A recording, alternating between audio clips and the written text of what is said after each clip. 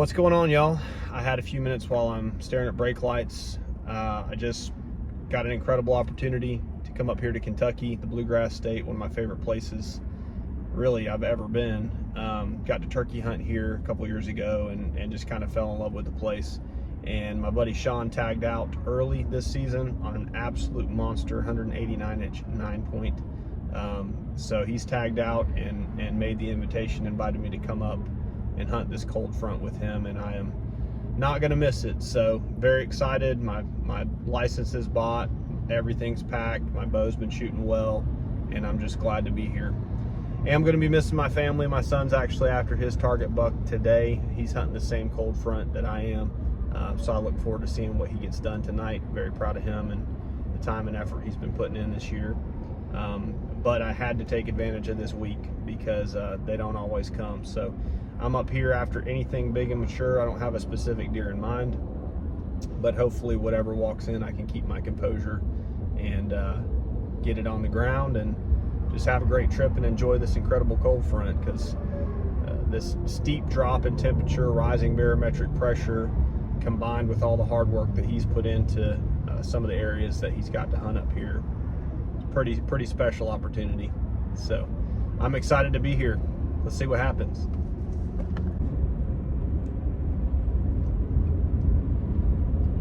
Definitely the most people I have ever seen at a gas station. It's like Disney World.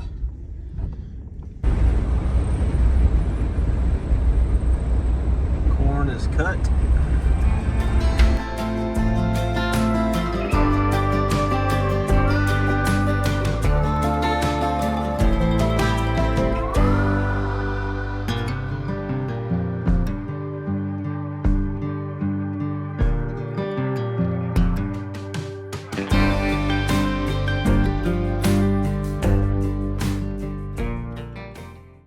All right, so we have a north wind blowing towards the barn. The barn is south of a tree line that runs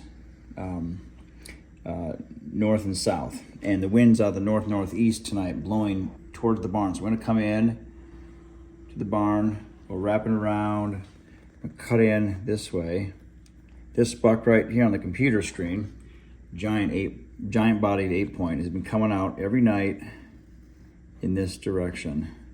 So we'll be set up with the northeast wind. The wind's going to be blowing this way, back toward the barn and the access road where we're going to be coming from. Hopefully we'll be right in position, 15-yard shot.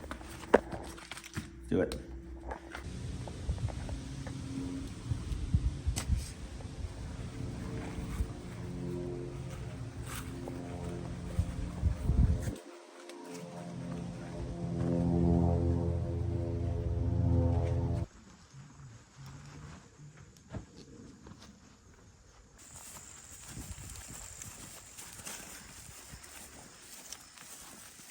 It's coming this way. It should be.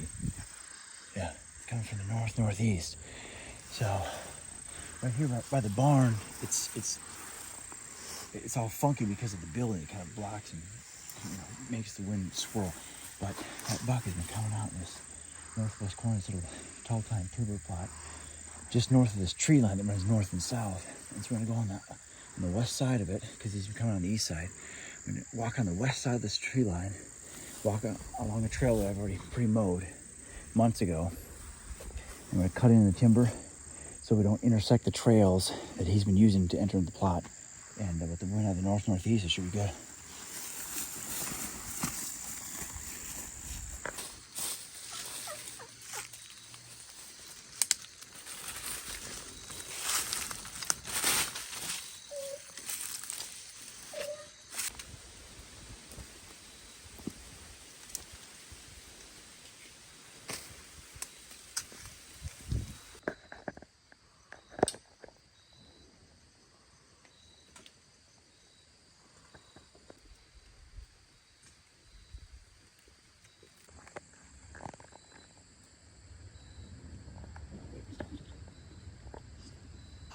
The far end of the food plot is 28 yards. So Sean's done a really good job of creating a really controlled atmosphere here. There's a scrape right down here, 14 yards away, extremely close. But even the far end of the food plot, everything's shootable for me here, including the transition area behind me. There's some really good native grasses. They can walk in, feel secure. You can see all this down here. There's also kind of a hip that goes down like this. So some of the scent is going to go that way, and we're hoping ours is going to turn and go this way and back out into that main field over there, because he's not going to do that. If he comes in here, I think he's going to stage right here and hang out for like a half an hour.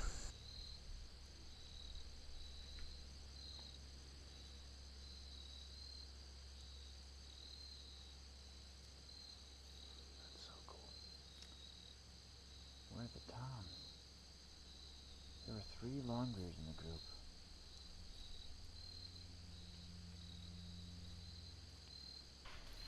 I think I wish I bought a stupid tag. I was gonna actually bring it up last night. We don't have fall turkey hunting in Georgia. I didn't even think about it.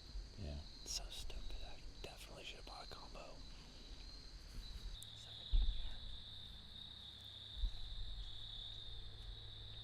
Can you do a quick? No, never mind.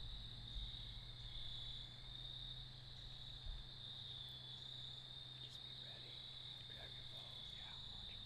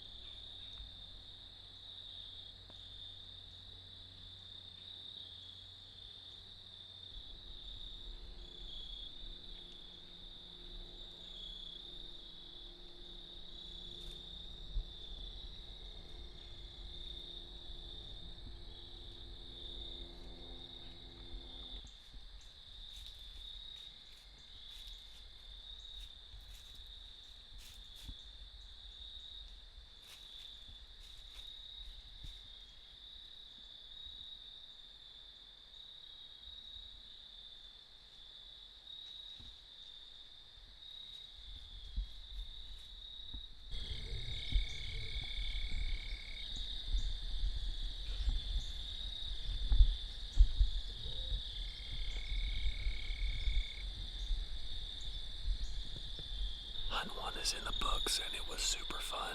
We had this doe do exactly what we expected the buck to do tonight. We got to watch some other does, but the movement was just a little bit slow.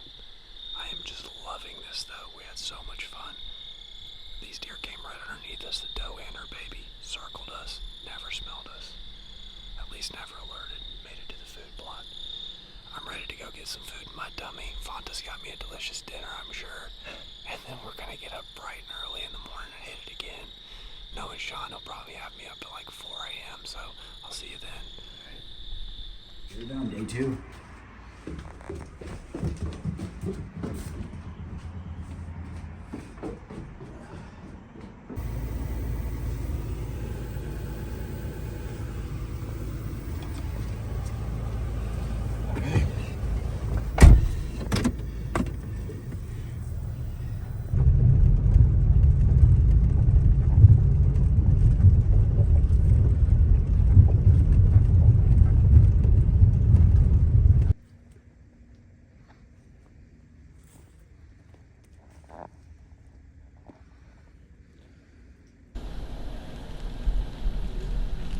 Everett, what's happened so far? Good morning, guys. So, day 2. We're on a very hot travel area that I had the privilege of sitting in this stand about a month ago, 2 months ago, just to kind of survey the area. And this is where Sean's dad killed Thanos, so I have a lot of sentimentality for this spot. But I had a heck of a time getting in here this morning because the battery on the bike was dead. So I had to pedal. Sean was patiently waiting. But we got in here, got all settled. Everything was good. But there's a lot of dense fog right now, as you can see. And we had a buck come in, couldn't even identify what it was. Didn't stop for us at all. Just kept cruising through. And that was probably, 10 minutes ago maybe. Could easily shoot him right now if we had known what he was. But Either way, I like our chances. It's only 38 degrees. We got the river at our back. Thermal's pulling back to the river. So we just gotta hope that that's not the only one we see this morning, because that'll be a heartbreak. But I don't think it will be. I got a good feeling about this morning.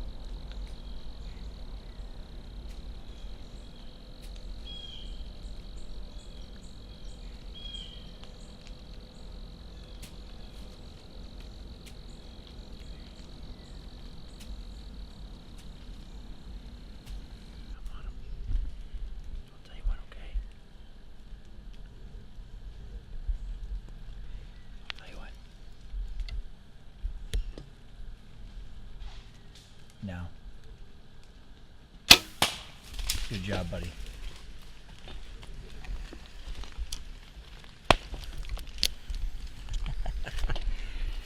What do you think? You nailed him. You nailed him. Thank you, Jehovah. My God. Thank you, God. Here's him. Thank you, Sean. That's right, baby. We had a few things going wrong. We had a bike that didn't want to work, an electric bike that didn't want to work. I think that was my fault. I think the switch was probably not on, which is kind of funny in retrospect. Sean's had major issues with the button on the camera sticking because it's so humid down here.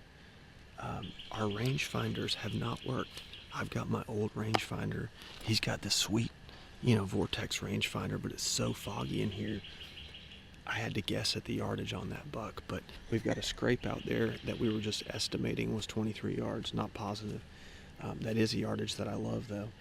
8:30 or so, Sean says, "Hey man, we're not out of this. We're gonna see some deer this morning." And this doe just runs by like 30 seconds later. So I stand up, I get the bow, I'm ready. She ends up circling around here, and she's getting kind of close. And about that time, Sean says, "I see him. I see a buck. It's extra," which we already talked about this buck. I said, "Can I shoot him?" He's like, "If you want to." It's up to you. Well, he's walked away. I think it's over. That doe ends up walking right underneath us, and of all things, sees the e-bikes laying down below us, starts stomping. She's freaking out. She walks around us, gets downwind, which I wish we could have got video of that, because I thought that was going to ruin this whole situation. She got below us. The thermals are pulling down to her, and here he comes. And I'm thinking in the back of my mind, this ain't going to happen. She's going to bust us. He's going to catch us. He steps into the scrape as I'm going to full draw. I drew when he was behind this tree. Sorry, the nerves just finally kicked in. But I was cool when it mattered, right? Just as he steps into the scrape, she blows. Sean says, "Shoot him." No.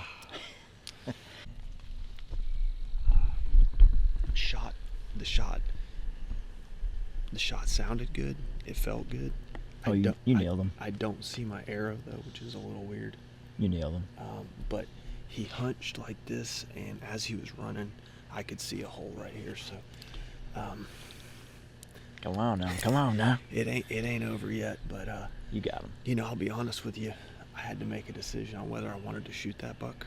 When he turned at me, and I saw how tall he was, I was like, "Oh, it's on, baby." Yeah.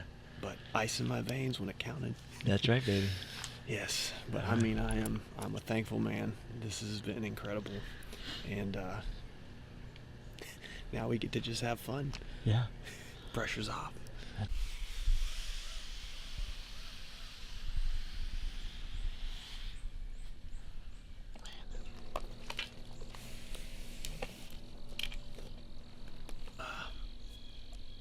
pretty optimistic, but I want to see that arrow.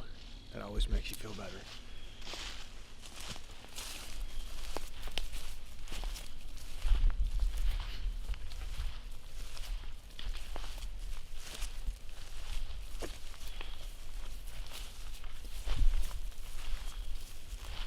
Got it?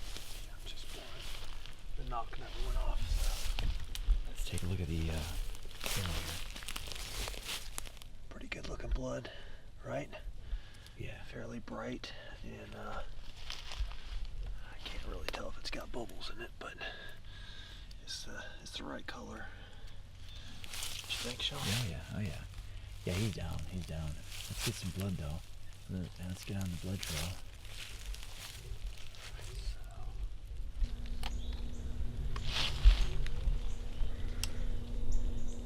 Everett, what do we got?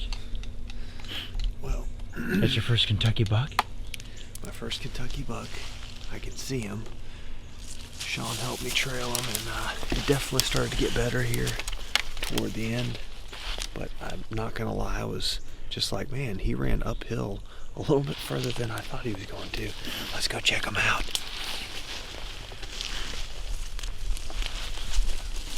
Oh, baby.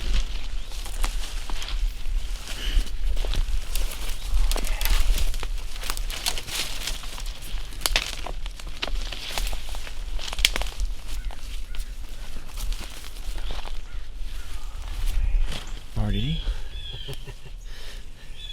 Thank you, Sean. You're welcome, bro. This is an incredible hunt. He's a younger deer, and He's a 9-point. What's that? He's a 9-point. 9 point. Yeah. He Well, would- technically 10. He's got that kicker off the left G2, right? But he's a 5x4. Yeah.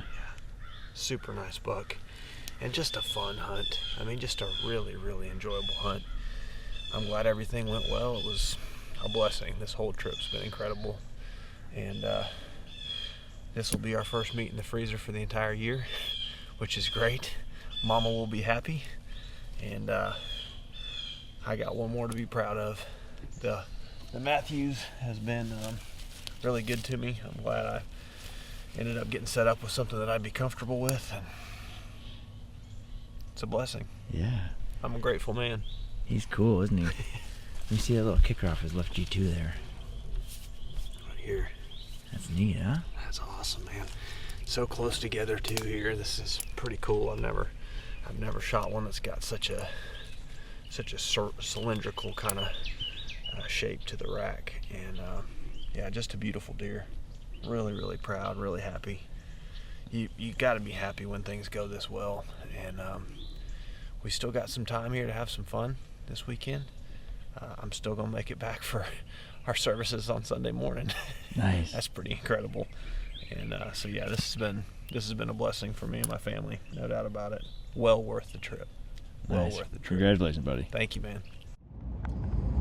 All right, y'all. Well, that is a wrap for my trip to Kentucky. A couple key takeaways on that trip. Yes, it did go by very quickly. I had planned on having 4 afternoon hunts and at least 1 or maybe 2 morning hunts, and that turned into a really nice evening hunt and 1 morning hunt, and it was over.